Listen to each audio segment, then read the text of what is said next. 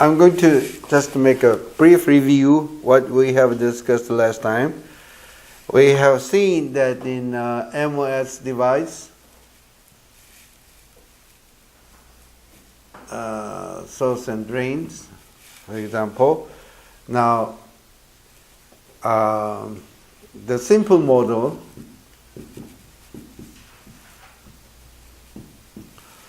says we have two kinds of a drain current here. One is before saturation and Vg minus Vth and half Vd. That is, we should say, the approximated equation by saying that we just set Vsb in a former node is constant, right? So that we just factor out from the integration regarding the Vsb as constant. Then we have this simplified form for the drain current. And that is before saturation, and after saturation we have the drain current, something like this. This is after pinch off, saturation. This is before saturation. Okay?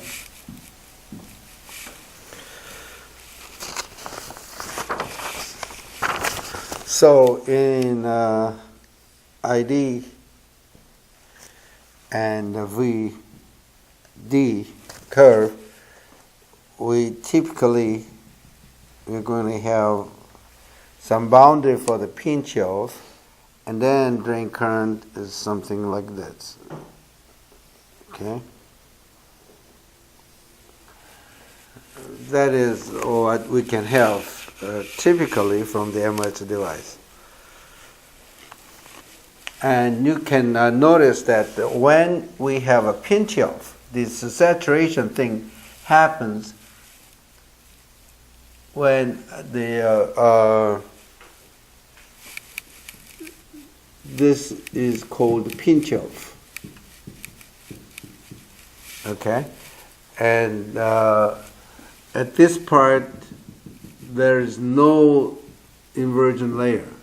Okay. And then the gate drain voltage is just about the gate voltage minus threshold voltage at this point. And we call that pinch off. And this is the inversion layer, the charge. So after pinch off, after the saturation, we are going to have a different gate length, and that is called L effective. Okay?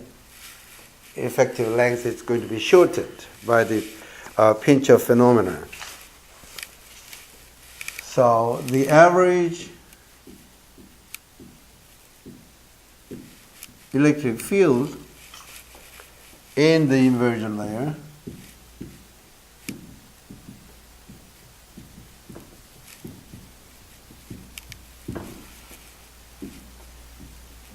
average is going to be Vg minus Vth over L effective. Okay? And say Vg minus Vth is about 3 volts, and L effective is about 1 micron. Then electric field average electric field is going to be about 3 volt per micron, which is 3 times 10 to the 4th volt centimeter. This is a pretty big number. And in this assumption, in this IV curve, the assumption is mu is constant. That is the biggest assumption, which is not true.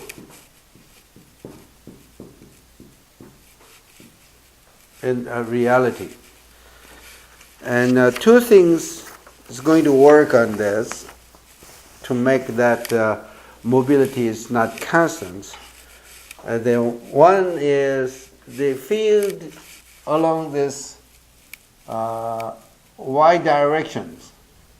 We have set this is the y direction and this is the x directions, right? We have two electric fields working on this inversion layer. One is the field by the gate potential, which is electric field along y. Okay, that is coming from the voltage, gate voltage, and another electric field that we have to concern is the electric field along the x, coming from the VD, drain voltage, and this EY is coming from the gate voltage, right? And the VG, the electric field along the Y, we're going to pull the carriers, free carriers, to the surface. So EY, electric field along the Y, will make a surface scattering. More surface scattering, okay, by pulling the free carriers towards the surface, interface, if you like, interface between silicon oxide, gate oxide, and silicon. So we are going to have much smaller mobilities than we expect. Okay, and EX also saturate the velocity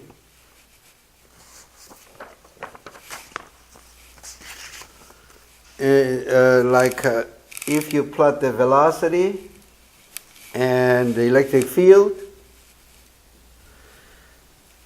then say this is the value about 10 to the 7th centimeter per sec. That's about the sound velocity, right? 10 to the 7th. And say this is the value around the 10 to the 4th. The unit is going to be volt centimeter something. Then for the electrons in the silicon, if it is 10 to the 5th, and it starts out somewhere around here, there's a 10 to the 5th, and here 10 to the 6th, and start out around here, and then it does straight line and saturate at this point. That is the electrons in silicon. Okay, and for the holes, it start out about 10 to the 2nd is here, and oh, wait a minute. Electron saturated 10 to 4th. This line, it goes 10 to something like this, okay? That's for the electrons. And for the holes, it goes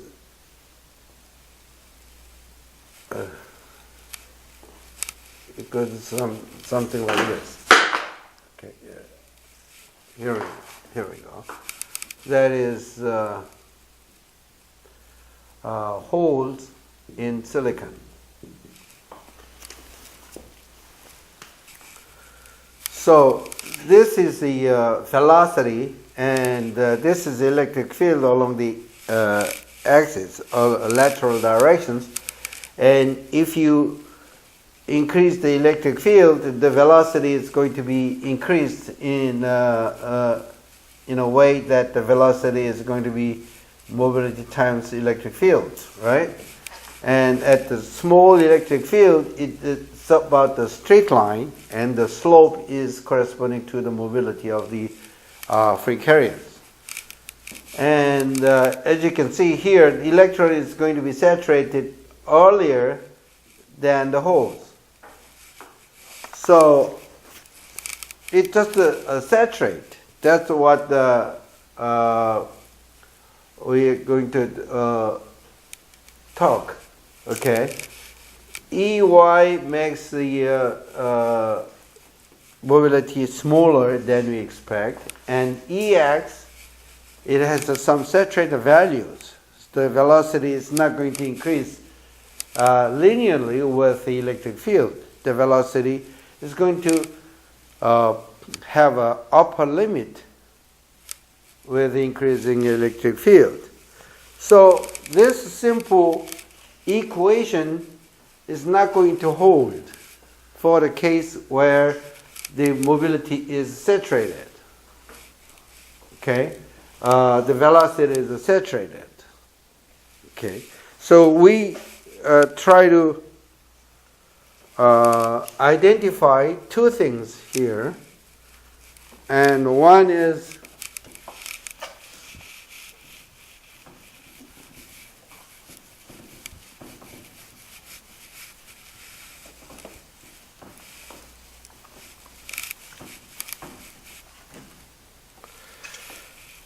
current saturation.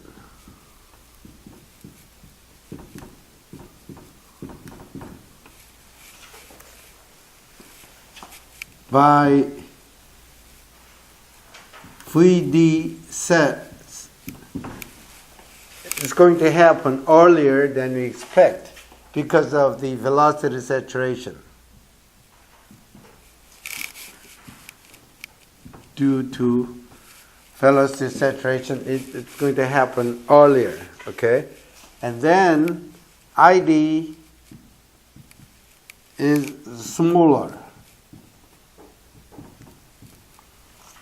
than the equations, because ID is going to be limited by the velocity saturations, okay? By EX and EY things, okay? So let's see in MOS device we have M plus P minus, for example. Now we have a pinch off, something like this, and then at this voltage, let's say that is a V set prime, okay, and we define VD set prime to be the drain saturation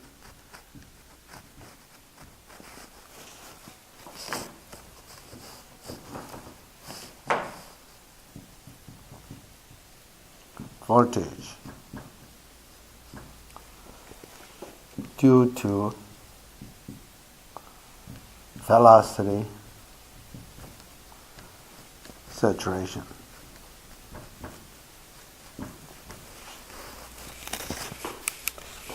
Okay, that is V set. And this should be the different from the VD set, obviously. VD set is the pinch off voltage, and that should not be same VD set prime, and this one is going to be controlled. It's determined by the velocity saturation with the electric field along the x-axis, right? So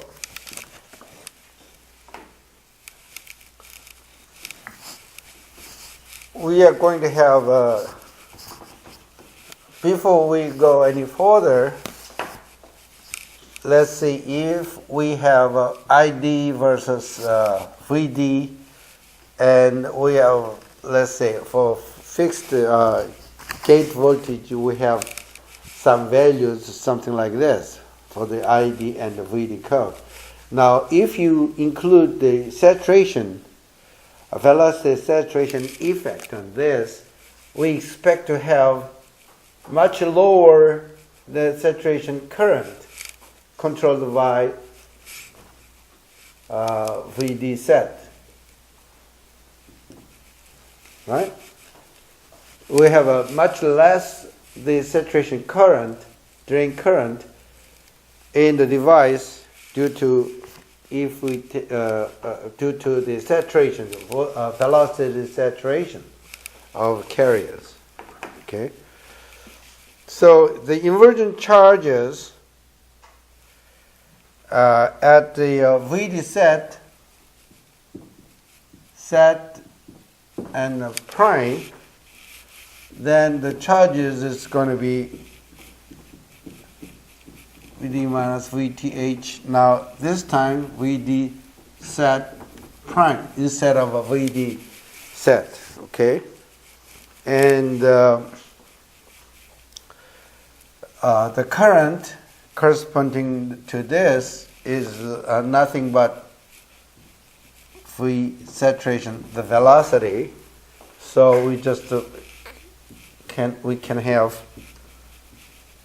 Vg minus Vth minus Vd set prime and mu naught and electric field critical point here, the electric field. This values is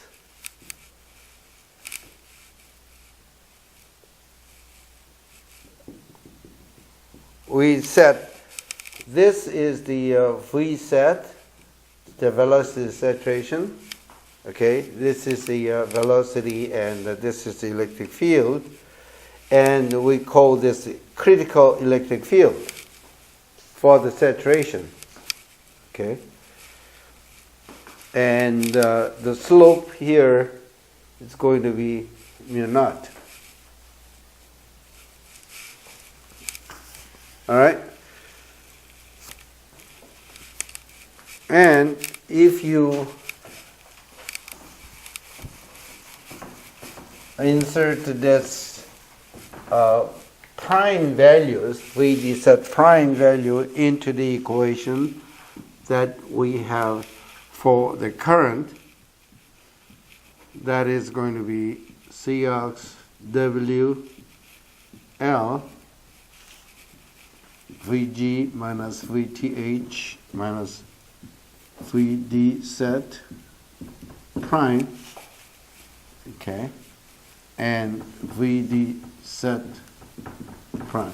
This is nothing but the equation, in the former equation, we just replace the VD set with the velocity saturation value. And if you equate this equation to this equation, and then rearranging with respect to the VD set prime, then it's going to be Vg minus Vth plus electric field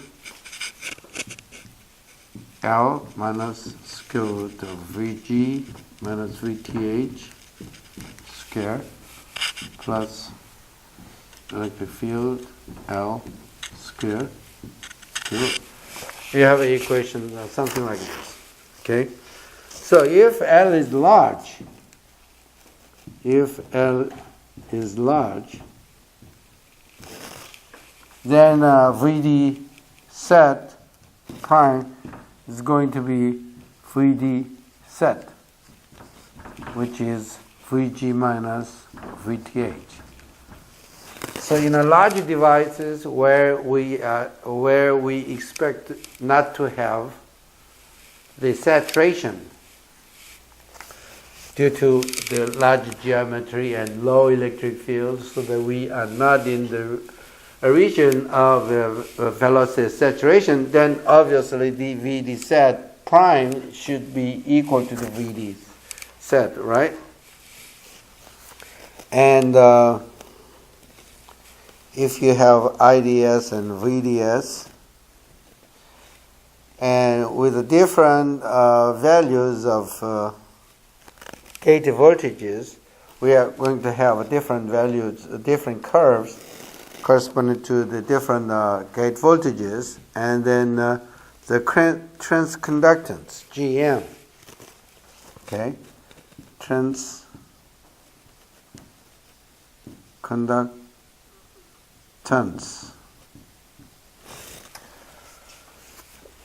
We can see that GM is, by definition, round ID over derivative of ID with respect to the gate voltages, and then that is going to be L mu C naught Vg minus Vth. Okay? And if we take into account the saturation, velocity of saturation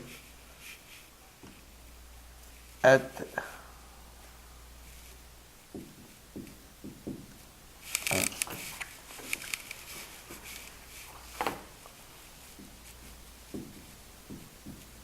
saturation region,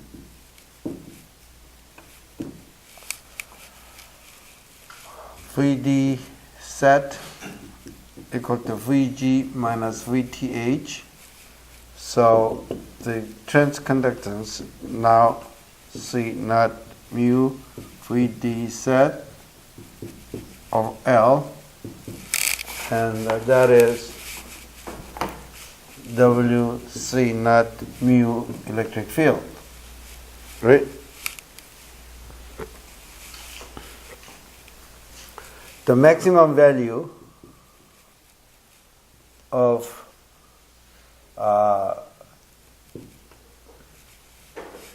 the velocity, that is the velocity of saturation, then we can set the maximum value of a transconductance, the performance of the device. It's going to be controlled by the velocity of saturation, not the geometry. Okay? Not a function of the geometry length of the device. So most of the device, the performance is going to be determined by the velocity of saturation instead of geometry, the geometry of the device, or the gate voltages that we apply for the device, for the operation.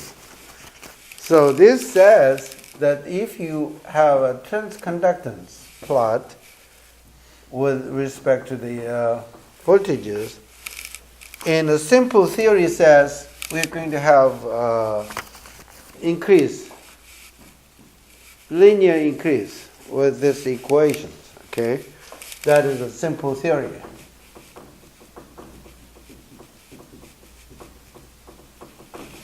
But if the velocity saturation happens, then there is some values saturated here, and then there is a V velocity saturation effect. Makes the transconductance at some fixed values saturated by the fixed values, something like that. Okay, and this value is corresponding to this value. So in most of the MOS devices, it operates under the saturation electric field. Because the device is so small, if you apply a small voltages for the drains, that electric field between source and drain is well above the critical electric field for the saturation. So you may say most of the devices working under the saturation conditions. So you can see two things here.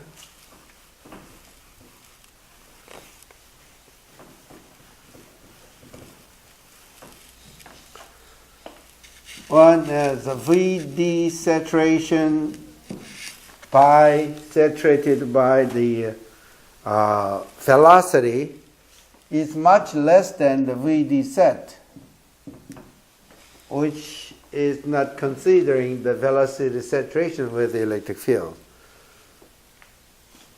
Okay? So this means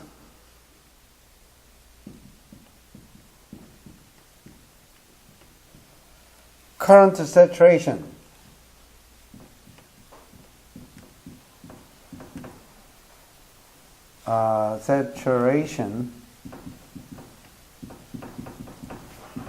I mean the ID is not by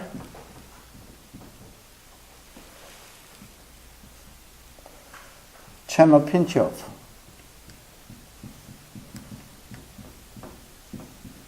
But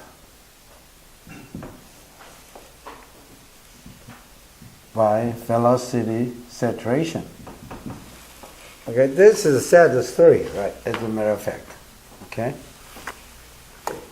So device is not going to work well. And GM transconductance is much less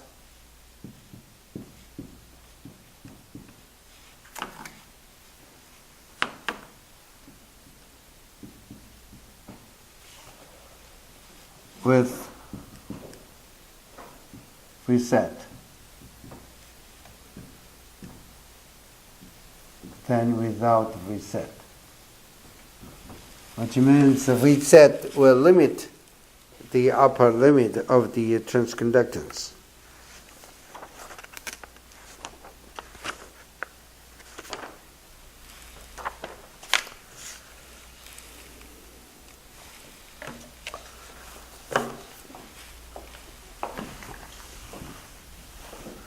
So that is the some deviation from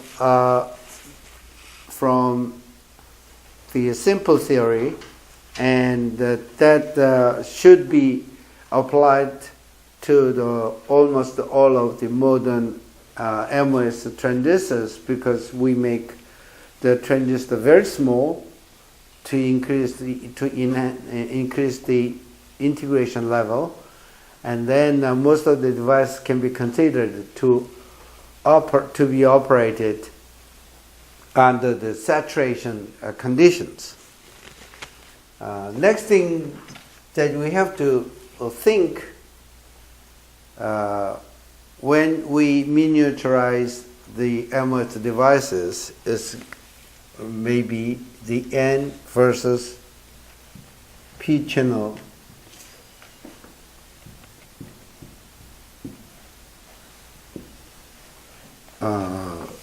MOS.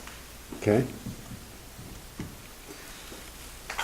People usually think that the EX, the vertical field, the electron mobility and the hole mobility is about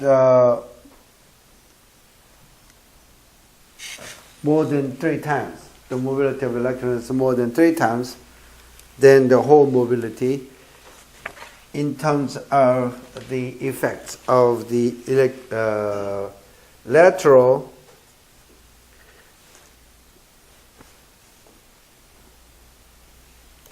field, okay?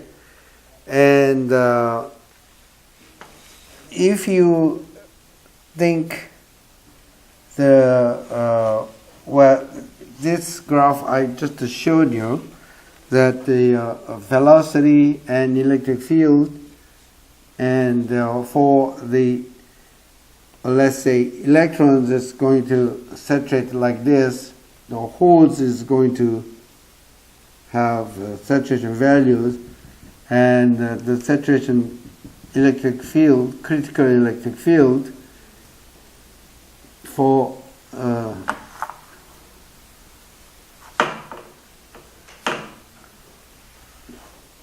hole, this is for hole, and this is for electron, is much higher than the hole, like that, right? That we have seen the velocity and electric field plot. So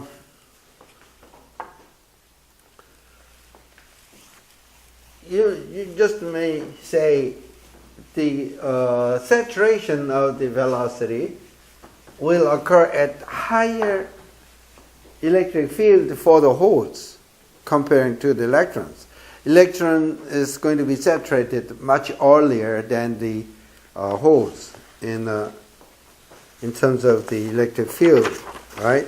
So let's say if you plot the drain current versus drain voltages, then the simple theory may expect this, but if you have NMOS, okay, NMOS device, then the saturation occurs at this point, so that this much decrease will happen for the NMOS.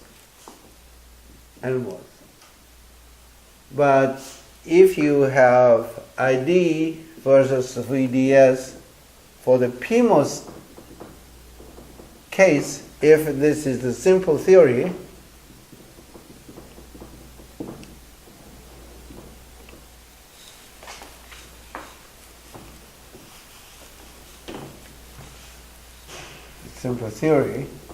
then if you take into account the velocity saturation, it just have this much small decrease in the PMOS,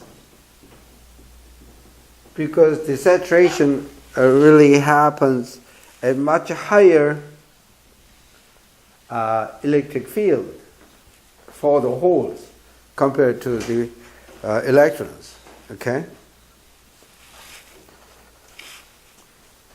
But you can see the y-axis for the drain current for the electron, drain current for the holes, the absolute values is much higher than the whole values. So even though NMOS it decreases a lot compared to the PMOS, the values here, say if it is a 10 to minus 4, and here the value is going to be 10 to 6 or something, more than 10 to 6 or something, okay? So that is not really what we can think the benefit of the PMOS.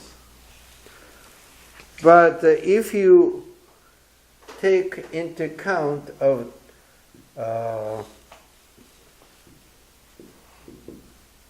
the side effect,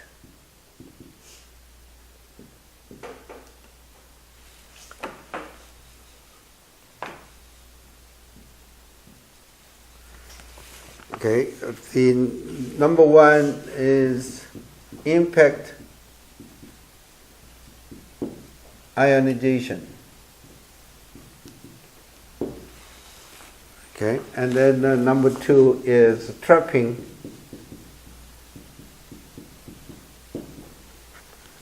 of halide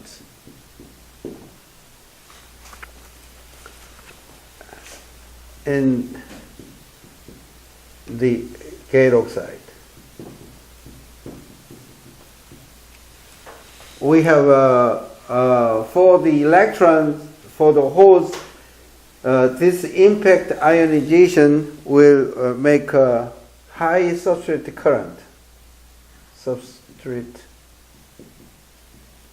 current.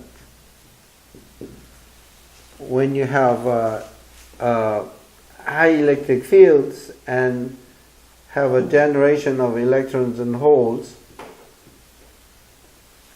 okay, this will be taken to the substrate current. So we are going to have a high substrate current. That is not good for the device.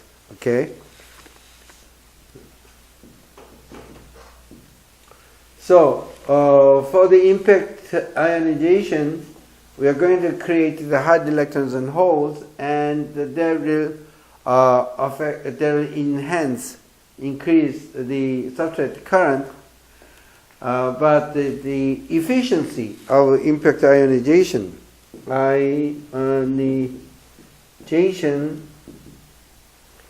coefficient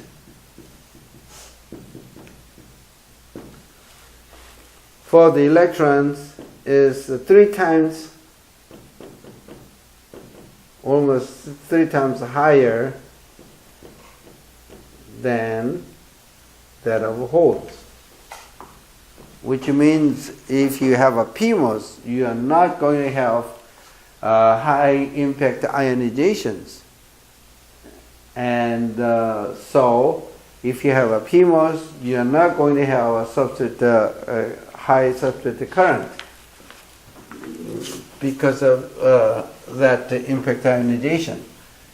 And that impact ionization is related to the field between source and drains. And this electric field, of course, is directly related to the distance between source and drain. In other words, the channel length, or if you like, L effective. Okay?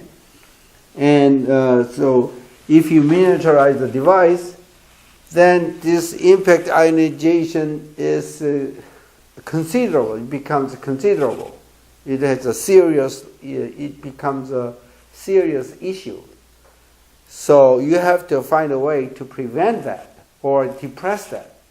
And one way to get around this problem is to have a PMOS device instead of an NMOS device. Most of the people say we should have an NMOS because the NMOS electrons move much faster than the holes. So everybody is focused on the NMOS rather than the PMOS. But if you consider the impact ionization, then now you have to think about the PMOS, then NMOS. Okay? And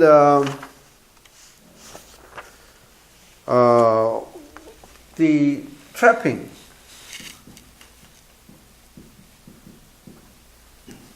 Trapping means if you have a device like this, and then you have hard electrons and holes,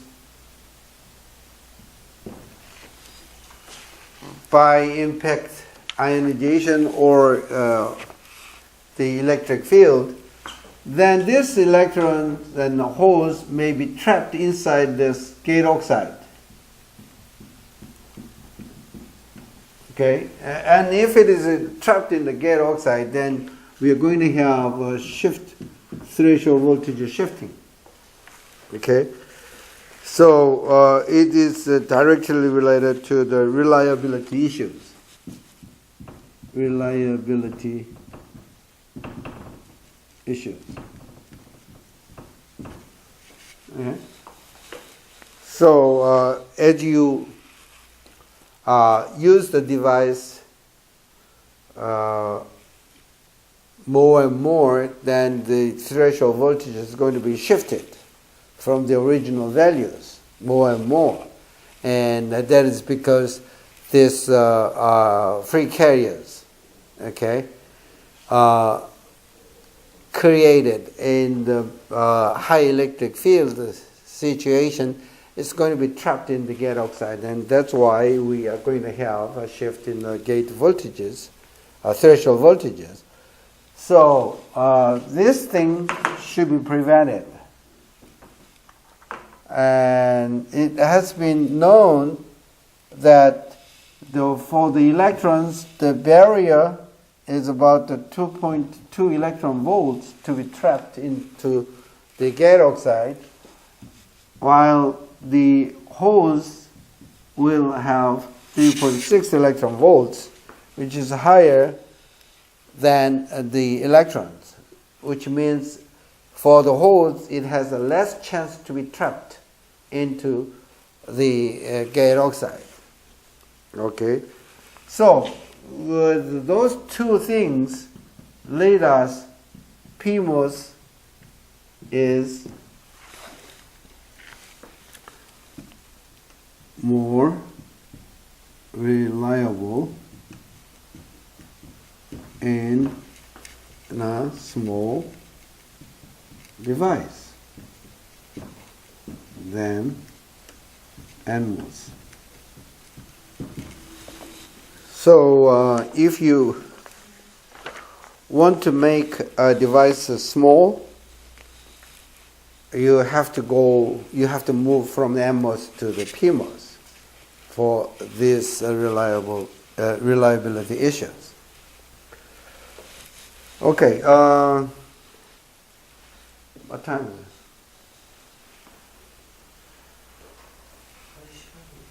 Okay, next on Wednesday, we are going to discuss about the Chap phenomenon and geometry effects on the threshold voltages,